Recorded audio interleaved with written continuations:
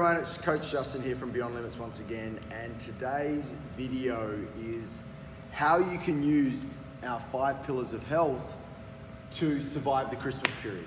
All right, we're getting it to that time of year. If it hasn't started for you already, a few more Christmas parties, a few more social engagements,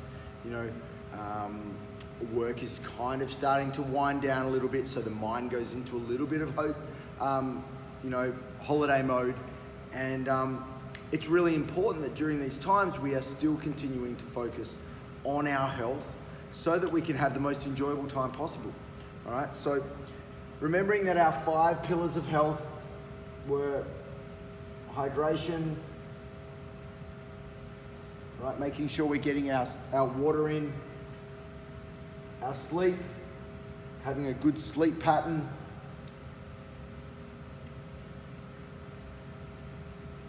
reducing stress, and by stress we just don't mean mental stress, we also mean toxins and oxidative stress on the body. Movement, making sure that we're getting our daily movement in, and also our nutrition and focusing on those whole foods, all right? And remember, it's all about living above that line. So if we put our line in once again, all right, at the bottom, remember we've got illness, and at the top, we've got wellness. And how we use our 5 pillars will determine which side of the line we end up being in, all right? And our goal, obviously, is to always move away from illness and be in wellness in a balanced way. So let's talk about what happens during the Christmas period, all right? Like I said, more social engagements, which also means a little bit less thought process around our food. All right, we start to get into a little bit more relaxed mode, okay? And we start, if you are having a holiday or taking some time off work, we start to move into that thought process. Now, so what happens? In the lead up, all right, to a certain extent, depending on where you're at, your stress levels can increase, but for the majority of people, as they're starting to wind down, all right, stress starts to reduce, all right? And so our stress levels are in a positive position. We're not stressed, all right? We're looking forward to having a break. So our stress is above the line, okay? Our hydration, all right? We're going to be partaking in a few bevies, a little bit more alcohol potentially than what we normally would because of social engagements. And it's interesting that this time of year, social engagements are on any night of the week, all right? So our hydration is going to take a hit, all right? Alcohol dehydrates the body.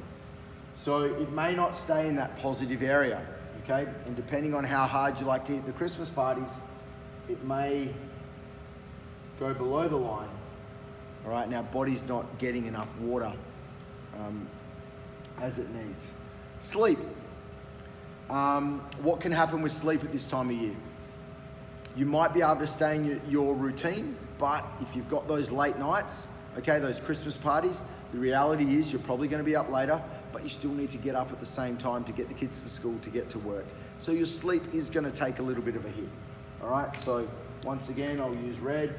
Sleep goes below the line.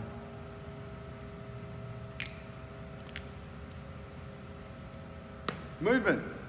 Are you still going to be making time to get your movement in? All right. This becomes a critical component when other things are starting to take a hit. All right. So we've seen that hydration and sleep is going to take a hit. Let's not worry about movement. Let's worry about nutrition. All right. So you're generally pretty good. You normally follow an 80-20 rule, which keeps you above the line. All right. But this time of year, all right, you've got some social engagements on. So some people will be like, okay, I've got social engagements on, so I'll make sure my nutrition around that time is in a really good place, all right? So they will be able to stay above the line ever so slightly, all right, with their nutrition.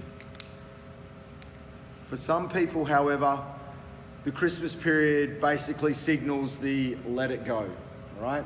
Let it go, all and their nutrition actually starts to suffer. So they start going below the line with their nutrition. So we've got our 4. Our last one is movement. Are you still going to be making time to get in your regular movement? Well, the answer to that question is going to depend on what's been happening here. All right, so if you're in the 3 reds and you've only got the 1 green, all right, you need to focus on your movement so that you can stay above that line. So movement needs to be up here, all right? Why should we keep moving? Mental clarity. It's going to help burn those extra calories that you've been consuming through your through those Christmas parties, okay? And it will help balance out some of the other factors and pillars during this time, all right? And remember, being in wellness is about balance. You've got 5 pillars, but it's how you use them to balance things out. So